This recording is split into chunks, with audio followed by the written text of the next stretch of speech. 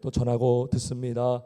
하나님, 이 귀한 시간 통해서 영광 받아 주시고 깨닫게 해주시고 믿음 더하여 주옵소서.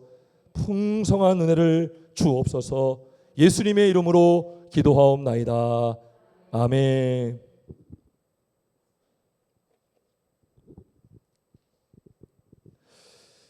할렐루야.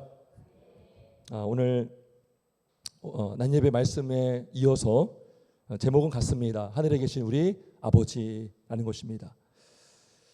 우리 17절 18절이 어떻게 보면 오늘 오전에 우리가 받았던 말씀에 아주 잘 함축적으로 요약해주는 구절이 아닌가 그런 생각이 듭니다. 온갖 좋은 은사와 온전한 선물이, 자 여기서 보면 온갖 좋은 은사, 그렇죠? 온갖 좋은 은사와 선물도요, 불완전한 선물도 있고요, 가짜 선물도 있고요. 이렇게 막 포장을 열어보면 이상한 물건이 있을 수도 있고 썩은 물건이 있을 수 있고, 근데 온전한 선물이 다 위로부터 온다는 것이죠. 그 위에 누가 계십니까? 빛들의 아버지로부터 내려온다라는 것입니다. 이 은사와 선물을 받을 수 있는 사람은 제한이 되어 있습니다. 아무나 받을 수 없어요. 오직 하나님의 자녀만이 받을 수가 있습니다. 여러분, 하나님의 자녀는 빛들의 자녀입니다. 그렇죠? 우리 아버지가 빛들의 아버지라면 우리 하나님의 자녀들도 바로 빛의 자녀가 되는 것입니다. 빛의 자녀이기 때문에 빛 대신 아버지께 구할 수 있고 하늘에 계신 아버지께 우리가 구할 수가 있는 것입니다. 난예배 때 설교하면서 인간과 피조물과 하나님과를 대조하면서 하나님이 얼마나 우리와 구별되신 분이시고 얼마나 우리와 비교할 수 없는, 이 땅의 피조물과 비교할 수 없는 그 능력의 하나님이심을 우리는 보았습니다. 인간은 변하지만 하나님은 변하지 않으셔요. 우리는 유한하지만 하나님은 영원하신 분이십니다. 오늘 17절에 말씀하고 있지 않습니까? 그는 변함도 없으시고 회전하는 그림자도 없으시니라. 변함도 없으셔요. 영원히 동일하시고 영원하시고 항상 계시고 하나님이 약속하신 뜻은 변하지 않으시는 완전하신 말씀이다. 여러분, 우리가 요 17절 우리 한번 암송하면 좋겠어요. 이거 뭐 여러분들의 뜻에 맡기겠지만 우리가 이 17절을 암송한다면 우리가 기도할 때마다, 우리가 주님의 이름을 부를 때마다, 아버지의 이름을 부를 때마다 온갖 좋은 은사와 온전한 선물이 위로부터 온다는 것을 더 믿을 수 있고, 그 믿음을 가지고 확신을 가지고 구함으로 우리가 그분의 은혜를 받고 그분의 은혜를 사모하고 그분의 은혜 주심을 확신하며 우리가 기도할 수 있음을 믿습니다. 예, 그는 변함도 없으시고 회전하는 그림자도 없으시니라. 여러분, 사람을 의지했어요. 끝까지 내 편인 줄 알았는데요, 어느 순간 배신해요. 또 배신을 안 했지만 갑자기 세상을 떠났어요. 내가 의지했던 부모, 내가 의지했던 어떤 친구, 갑자기 배신하거나 또 떠나는 경우가 있을 수 있어요. 이 땅의 모든 피조물은 언젠간 썩어지고 없어지고 사라지고 유한한 존재입니다. 하지만 하나님의 사랑은 변함이 없으십니다. 하나님의 은혜는 변함이 없으십니다. 하나님의 능력도 변함이 없으십니다. 여러분, 우리는요, 힘이 막 있다가도요, 나이가 들면 힘이 없어져요. 근육도 작아지고 막 키도 좀 줄잖아요. 그죠? 관절도 약해지고. 여러분, 그 TV를 보셨으면 알 거예요. 그 마라톤 선수 누구죠? 이봉주 선수. 여러분, 그 이봉주가요, 지구를 7바퀴를 돌았잖아요. 총 뛴 거리만 재도 세 바퀴인지 일곱 바퀴인지. 근데요, 이봉주가요, 막 이렇게 병을 앓아서 허리가 굽어지고, 그죠? 부축하지 않으면 걸을 수 없고, 그게 인간이에요. 이게 인생이에요. 그죠? 그렇게 폐활량이 좋고 띠을 잘하고 지구력이 좋았던 사람이 어느 순간 갑자기 급속도로 몸이 안 좋아지더니 아주 그러한 상태를 보면서 이것이 인간이다라는 것이죠. 여러분, 우리가 사람을 의지하잖아요. 그 사람은 우리의 구원을 문제를 해결해 줄 수 없어요. 우리가 물질을 의지했는데요, 물질이 어느 순간 다 날아가 버려요. 성경에 보면 하나님이 그 물질을 다 불어 날아가게 한대요. 명예도 날아가고. 그러니까 우리 도토리 키재기다 이런 말이 있죠. 사람 뭐 50보 100보라는 말이 있어요. 똑같은 피조물끼리 의지하고 서로 자랑하고 으쓱대고 그게 그거가 다 거기서 거기라는 거예요. 그러면 우리 인간과 비교할 수 있는 분이 어디 계셔요? 하늘에 계신다는 거죠. 이게 어떤 물리적인 공부뿐만 아니라 우리의 어떤 지각을 뛰어넘고 이 자연을 뛰어넘고 초자연적이라 하지 않습니까? 초월하신 하나님, 그죠? 우리의 이성을 뛰어넘고 능력을 뛰어넘고. 여러분, 어떻게 죽은 영을 살려요? 어떻게 이 지구를 만들고 우주를 만들어요? 인간의 힘으로 어떻게 만들 수 있어요? 여러분, 그거 아세요? 그 어떤 태양계, 지구 이렇게 자전하는 게요, 이게 각도가 뭐 1mm 조금이라도 틀어지면요 엄청난 재앙이 온대요. 근데 하나님이 1.1획도 오차도 없이 지금도 운행하게 하시는 줄 믿습니다. 이 세상과 우주를 누가 만드셨어요? 살아계신 하나님. 우리가 이런 말 해요. 농담으로 이런 말 해요. 누구가 머리 꼭대기에 앉아있다. 애들이 부모의 머리 꼭대기에 앉아있다. 그런데 오늘 말씀을 저 준비하면서 우리가 그런 말도 좀 조심할 필요가 있겠다. 우리 위에 계신 분은 누구밖에 없어요? 하나님밖에 없습니다. 믿으십니까? 여러분, 교회의 머리는 누구밖에 없어요? 예수님밖에 없습니다. 그런 말 하잖아요. 막 성도들이 목사님 머리 위에 앉아있다, 이런 말 많이 저 들었어요. 여러분, 근데요, 가만히 보면요, 그런 말 위험한 것 같아요. 성도나 목사나 교회의 머리는 누구밖에 없습니까? 예수님밖에 없습니다. 여러분, 교회가 교회담을 회복하려면 이 머리 대심을 회복하는 것인 줄 믿습니다. 누가 하나님 자리에 앉으려고 합니까? 누가 하나님을 대신해서 주인 행세합니까? 이거는 죄를 범하는 것입니다. 목사도 장로도 직분자도 그 누구도 우리는 주님 아래에 있습니다. 우리는 다 주님 안에서, 우리는 피조물이요 주님만 찬양하고 경배해야 될 하나님의 자녀인 줄 믿으시길 주의 이름으로 축원합니다. 자, 그래서 여기 17절에 보면 빛들의 아버지께로부터 내려온다. 그죠? 아버지라는 거예요. 자, 여기 보면 위로부터 하늘에 계신 나오죠.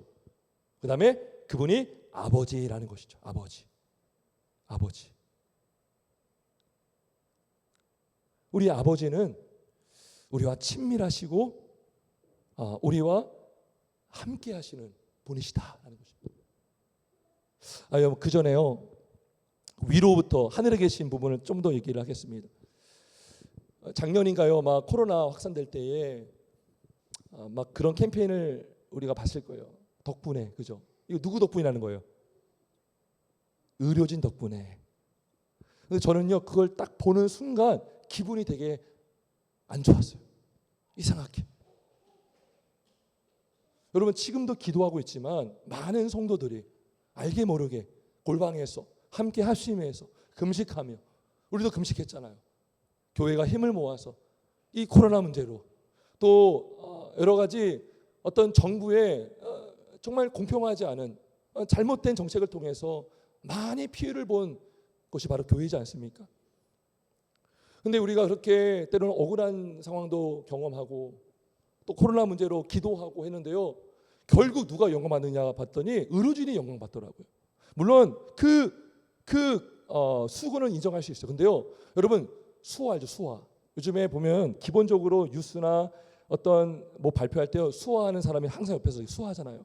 여러분들 하나님을 표현할 때 뭔지 아세요? 바로 이거예요, 이거. 이게 하나님이에요. 근데요, 우리가 덕분에, 의료진 덕분에, 방역 덕분에, 어떤 마스크 덕분에, 물론 그건 도움을 받죠. 근데 믿는 사람은 달라야 되죠. 우리가 누구 때문에, 누구 덕분에 살아있습니까? 지금 하나님 덕분에 있는 것입니다. 여러분, 방역이 코로나를 멈추었습니까? 하나님의 손에 있습니까? 하나님 손에 있음을 믿으시길 주의 이름으로 축원합니다. 우리들 하나님 덕분에, 하나님 최고잖아요. 이 엄지가요 최고라는 거죠. 최고 권위자죠. 근데요, 이 엄지를요 사람에게 돌렸어요. 전 참 기분이 안 좋았어요. 뭔가 좀 이상했어요, 기분이. 오직 하나님만이 영광을 받으셔야 됨을 믿습니다. 빛들의 아버지께로부터 내려오나니, 아버지. 그러니까 우리 하나님은, 하나님만 생각하면, 하늘에 계시다고 하면 되게 먼 분처럼 여겨져요. 뭔가 범접할 수 없는. 그래서 우리가 여기서는 경외해야 될 분으로 우리는 기억해야 됩니다. 경외해야 되는 하나님, 우리가 두려워해야 될 하나님, 그 다음에는 아버지, 친밀하신 하나님, 우리의 기도를 들으시는 하나님, 우리의 작은 신음에도 응답하시는 하나님, 요 두 가지가요 되게 균형이 필요합니다. 자, 보세요. 아버지만 강조하잖아요. 어떤 일이 벌어질까요? 모든 문제가요 환경 때문에 문제가 일어나는 거예요. 우리 세보미교도 지금 예배를 드리고 있습니다.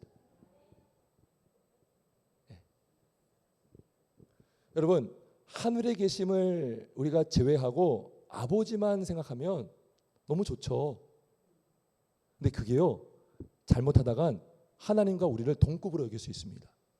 여러분, 성경에 보면 우리를 친구로 삼아 주신다는 말씀, 제가 기억 안 나지만 찬송에도 그런 찬송이 있죠. 우리의 친구 되신 예수님. 근데요, 이게 정말 조심해야 될 게, 우리에게 큰 위로가 되는데, 친구라는 것은 그만큼 가깝다는 것이거든요. 근데요, 친구라고 해서 동급으로 여길 수 없다는 거죠. 동급으로 여기면 안 돼요. 우리가 아버지만 생각하잖아요. 위로 있다는 것을 우리가 망각하고 하나님의 능력과 권위와 권세를 우리가 제외시키고 아버지만 우리가 붙들고 있다면 어떤 일이 벌어지냐면 위로만 받기를 바라요. 위로. 나 상처받았어요. 여러분, 그거 아세요? 참된 회복은 위로가 아니라 회개에 있습니다. 믿으십니까? 회개할 때 진정한 회복과 위로가 있는 거예요. 그런데 오늘날 회개가 사라지고 있어요. 그리고 상처가 그 자리를 대신하고 있습니다. 나 상처받았어요. 저 억울해요. 아버지, 저 도와주세요. 그러니까 예배나 신앙생활이요 늘 감정적으로만 나가요. 아버지, 저 위로해 주세요. 물론 그렇게 기도할 수 있죠. 근데 하나님의 그 권세, 우리를 돌아봐야 되는 게 먼저라는 것이죠. 하나님의 그 어미하심, 하나님의 그 능력, 우리와 비교할 수 없는 크심을 우리가 동일하게 믿고 구할 수가 있는 것입니다. 하나님의 계심과 우리와 가까이 계신 아버지, 이 두 가지가 같이 있습니다. 보세요. 하나님은 공의의 하나님이시고 사랑의 하나님이시죠. 이 두 가지가 같이 있어야 됩니다. 공의만 강조하면 외식할 수 있어요. 형식적으로 신앙생활 할 수 있어요. 벌받지 않으려고 교회할 수 있어요. 사랑만 강조하면 회개가 없어요.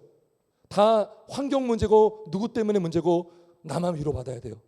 근데 공의와 하나님을 믿으면 나의 잘못을 돌아볼 수 있고 회개할 수 있고요. 또 하나님의 은혜를 구할 수 있습니다. 여러분, 예수님은 은혜와 진리가 충만하신 분이다. 이거 같은 거예요. 은혜는 곧 사랑이고 진리는 곧 공의예요. 그죠? 아버지가 하늘에 계심이 공의라면, 공의 하나님이시라면 아버지 되심은 사랑의 하나님이라고 할 수 있어요. 이 공의와 하나님을 우리가 균형 있게 믿어야 되는 것입니다. 그러면 우리가 교만해지려고 할 때에 우리는 다시 한번 돌아보게 되고, 또 하나님만 두려워해서 기도할 수도 없고 뭔가 경직된 신앙생활을 하려고 할 때에 아버지 되심을 우리가 기억하면서 예수님의 공로를 의지하여 은혜의 보좌 앞으로 나올 수가 있는 것입니다. 여러분 주변에 이렇게 교회 안 다니는 분들 보면요, 저는 그게 진심일 수도 있고 핑계일 수도 있다고 봐요. 이런 얘기를 해요. 교회는 하나님이 계시는데 두렵다. 하나님의 어떤 크심. 뭔가 하나님 하면 좀 무섭다는 사람들이 있어요. 자기가 죄를 많이 졌고 지금 생활이 이렇게 살고 있고, 그거는 한쪽 면만 본 거죠. 그죠? 여러분 지옥과 천국이 같이 있죠. 하나님의 감싸 주심과 또 채찍하심이 두 개가 다 있는데 이 채찍만 생각하는 거예요. 근데 또 하나는 아버지를 생각해야 되는데 그걸 못 봐요. 우리가 예수님의 보혈로 은혜의 보좌 앞으로 아버지께 나아가서 아빠 아버지라 부를 수가 있죠. 이 두 가지가 참 중요한 것입니다. 그러면 우리가 이렇게 아들 자녀됨의 권세가 우리가 주어졌는데 우리가 어떻게 진노의 자녀에서 하나님 아버지의 자녀가 될 수 있는가? 우리 18절 보겠습니다. 그가 그 피조물 중에 우리로 한 첫 열매가 되게 하시려고 자기의 뜻을 따라 진리의 말씀으로 우리를 낳으셨느니라. 무엇으로 낳았습니까? 진리의 말씀으로, 복음의 말씀으로. 우리가 거듭나는 것은 오직 말씀과 성령으로만 거듭날 수가 있는 것입니다. 하나님이 우리를 낳으셨대요. 말씀으로 낳으셨대요. 우리가 죄를 깨닫고 하나님을 믿을 수 있는 것은 오직 말씀과 성령밖에 없습니다. 우리가 하나님의 자녀되는 것도 영접하는 자, 그 이름을 믿는 자만이 하나님의 자녀됨의 권세가 주어지는 것입니다. 우리가 누구를 영접합니까? 예수님을 영접합니다. 예수님을 영접한다는 것은 그분의 진리의 복음을 믿는 것입니다. 나 같은 죄인을 위해서 죽으신 예수님, 부활하신 예수님, 다시 오실 주님을 믿을 때에 우리는 그분을 영접하는 것이고, 우리는 하나님의 자녀됨의 권세를 받을 수가 있는 것입니다. 이 권세는 오직 하나님만 줄 수가 있는 것입니다. 제가 며칠 전에 그 구원파랑 통화했다고 했죠. 결국은 그분이 꼬리를 내는 게 뭐냐면 은혜였어요. 은혜. 어떤 얘기까지 저한테 했냐면 믿음이 없대요 목사님. 그러면서 목사님 이러면 지옥 간대요. 막 그러는 거예요. 막 이렇게 겁을 주더라고요. 그래서 막 기도해야 된대요. 기도해서 구원 받습니까? 그랬죠. 구원파는요, 이제 은혜를 말하긴 해요. 근데 기도하라는 거예요. 기도하면은 제가 구원 받나요? 기도하는 것도 율법 아니에요? 물론 우리는 답을 알죠. 근데 제가 그렇게 얘기했더니 나중에는 말을 못 하더라고요. 이 하나님의 은혜를 바르게 아는 것, 그죠? 우리가 거듭나는 것, 우리가 빈들찬 진노의 자녀에서 은혜를 받는 것, 하나님의 창세전에 우리를 택하시고 하나님의 때에 태어나서 하나님의 때에 우리를 부르시고 하나님의 때에 우리가 믿음을 통해서 구원받는 것, 이것은 다 하나님의 은혜인 것입니다. 우리를 자녀되게 하시는 것, 우리를 의롭다 여겨주시고. 그러니까 구원파가 이거를 모르더라고요. 의롭다 여겨주시는 것을 몰라요. 그거를 모르니까요,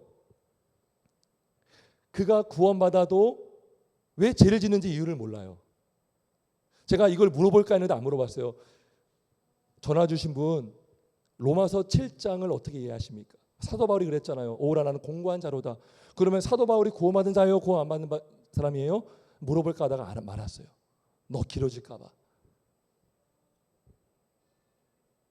우리를 의롭다. 여러분 우리는요 두 가지가 있어요. 의인이면서 죄인이에요. 우리는 의로운 죄인입니다. 그죠? 우리의 구원은요, 주님이 마지막 그 오실 그날에 완성되는 거예요. 우리는 이미 구원을 시작했어요. 우리가 지금도 구원받고 지금 죽어도 예수 믿는 사람은 천국 갑니다. 믿으십니까? 근데 우리의 구원의 완성은 육체의 부활을 말하는 거예요. 그 육체의 부활은 주님이 다시 오실 그날에 완성이 되는 것입니다. 지금도 예수를 믿는 사람은 영원히 구원을 받습니다. 그리고 죽으면 영원히 천국 가는 거예요. 육체는 썩어져 흙으로 가지만 근데 마지막 날에 육체가 부활하죠. 육체가 소생하죠. 이게 두 번째 부활입니다. 첫 번째 부활은 영혼의 부활이고 두 번째 부활은 육체로 부활하는 것입니다. 그러니까 구원파는 이러한 진리를 몰라요. 우리가 오직 하나님의 은혜로 우리가 영생을 얻고 거듭나게 되었음을 믿습니다. 자, 우리 소리문답 우리 볼까요?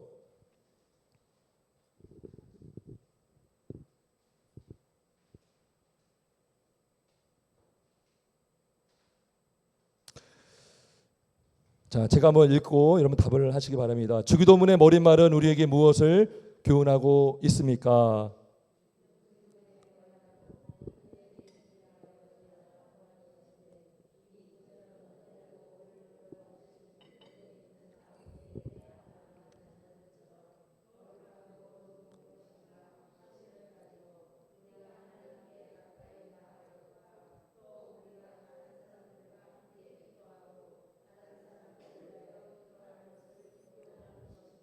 네, 저는 요 내용만 봐도요 참 은혜가 되지 않습니까?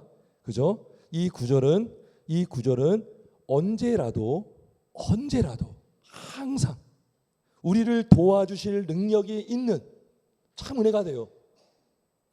도와주실 능력이 있는 아버지에게 나아가는 자녀들처럼 거룩한 모든 공경심과 요게 중요합니다. 요게요. 하늘에 계심을 믿을 때 거룩한 공경심을 갖고 기도할 수 있어요. 하늘에 계심을 믿지 않고 아버지만 생각하면 요 공경심이 떨어져요. 너무 편하잖아요, 아버지. 너무 가볍게 여기잖아요. 근데 하늘에 계심을 믿을 때에 우리는 거룩한 모든 공경심과 그 다음에 확신을 가지고 왜요? 아버지는 거짓말 안 하시거든요. 하나님 아버지는 약속을 지키시는 분이시고요.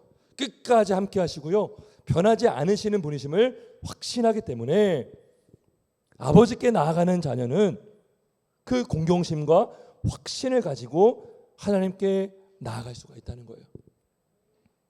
믿으십니까? 자, 그러면서요. 또 우리가 다른 사람들과 함께 기도하고 다른 사람들을 위하여 기도할 것을 교훈하는 것입니다. 우리가 앞서 오전에 나눴죠. 우리 아버지라는 거죠. 요게요 굉장한 중요한 포인트입니다. 우리가 혼자 믿음 생활하는 게 아니다라는 거죠. 그죠? 나만 잘 되길 바라면 안 된다는 거죠. 여러분, 이 발톱만 내생 발톱이라고 하죠. 그것 때문이라도 병원 가야 돼요. 수술해야 돼요. 온몸이 움직이죠. 발톱 하나 때문에 온몸이 움직이죠. 그죠? 교회는 주님의 몸입니다. 지체임들입니다. 그러면 우리가 그들을 위해서 기도할 수가 있는 거죠. 우리가 다른 사람들과 함께 기도하고 우리가 합심 기도하잖아요. 함께 기도하잖아요. 시간을 정해서 기도하잖아요. 함께 기도하고 그죠? 또 다른 사람 개인 기도할 때도 다른 사람들을 위하여 기도할 것을 교훈하는 것입니다. 이게 여러분 교회입니다. 교회. 여러분 기도가 없으면 교회가 존재한다는 건 말이 안 되죠.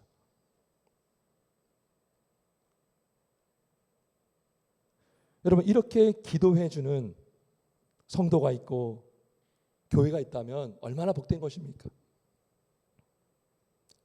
제가 예전에 청년 때에 그 새가족 팀을 이렇게 맡았었어요. 그때 당시 전도사님께서 이제 그 지도 교육자로 계셨는데 그분이 꼭 이렇게 새가족 오면 물어봐요. 기신자들도 많이 오고 그러면 뭐 형제님 가족 외에 형제님을 위해서 정말 마음을 쏟아 중보해 주는 사람이 몇 명 있습니까? 물어보더라고요. 자매님, 부모님 말고 부모 외에, 부모는 당연하죠. 부모는 늘 자녀 생각입니다. 근데 부모 외에 자매님을 위해서 기도해주는 중보자가 있습니까? 저는 그때 그 물음의 가치를 몰랐어요. 그러니까 그 전사님께서 그렇게 물어본 것은 교회의 중요함을 말해준 거예요. 오늘날 교회 등록 안 하고 자기 혼자 사는 사람 많잖아요. 그러니까 교회에 있으므로 중보해 줄 수 있는 형제가 있고 자매가 있고 함께 울어줄 수 있는 지체가 있다는 것이죠. 함께 기쁘면 기뻐해 주고 함께 아프면 아파해 줄 수 있는 주 안에서의 피로 맺어진 형제 자매가 있다는 것을 강조하기 위해서 그 질문을 하시더라고요. 여러분 한번 생각해 봅시다. 나를 위해서 누가 정말 기도해? 여러분 마음 터놓고 우리 한번 작게 봅시다. 우리 교회만 한번 봅시다. 내가 정말 마음 터놓고 내 기도 제목을 털어놓을 수 있는 사람이 있습니까? 정말 이것조차도 말할 수 있는, 정말 신뢰하고, 저는 이것이 많아질수록 우리의 교회의 하나됨, 서로 기도해주는 그런 공동체가 될 줄 믿습니다. 저는 그것이 바로미터라고 생각합니다. 교회의 교제권, 교회 하나됨의 그 기준이 무엇인가? 정말 내가 저 사람을 위해서 정말 기도할 수 있겠는가? 그리고 내가 저 사람에게 기도를 부탁할 수 있겠는가? 우리는 기도를 부탁하기를 꺼려하잖아요. 사실 많은 교회가 그래요. 여러분 왜 사람들이 큰 교회를 찾습니까? 임명성 때문에. 임명성. 몰래 다닐 수도 있고요. 안 나가도 전화 올 사람 없어요. 저도 큰 교회에서 처음에 믿음 생활을 했어요. 청년이 돼서. 근데 안 와도 전화 오는 게 없더라고요.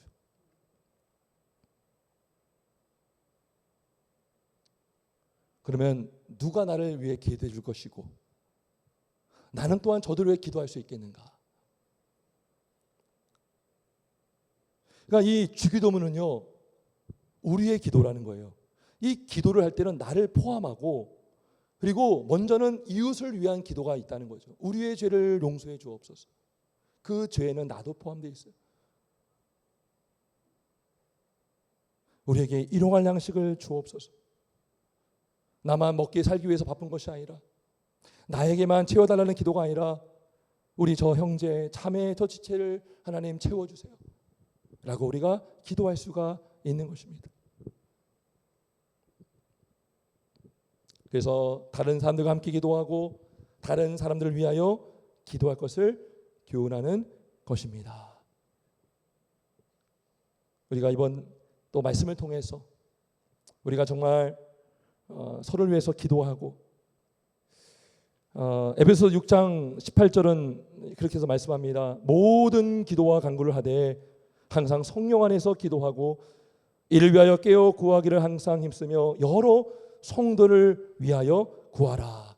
여러분 서로 여러 성도를 위하여 구하는 기도는요, 의무입니다. 의무. 지체라면 마땅히 해야 되는 의무인 것입니다. 그래서 우리가 구역을 편성하고 우리가 구역 모임을 또 했었죠.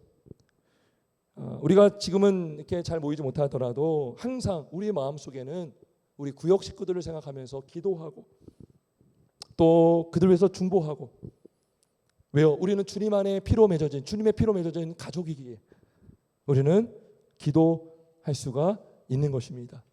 이렇게 기도하는 기도를 주님이 기뻐하시고 영광 받으시고, 이렇게 기도하는 교회는 주님 안에서 더 든든하게 세워질 줄 믿습니다. 우리 함께 찬양하겠습니다. 자, 오늘 특별히 찬송가 대신요, 우리 복음성가를 부르려고 합니다.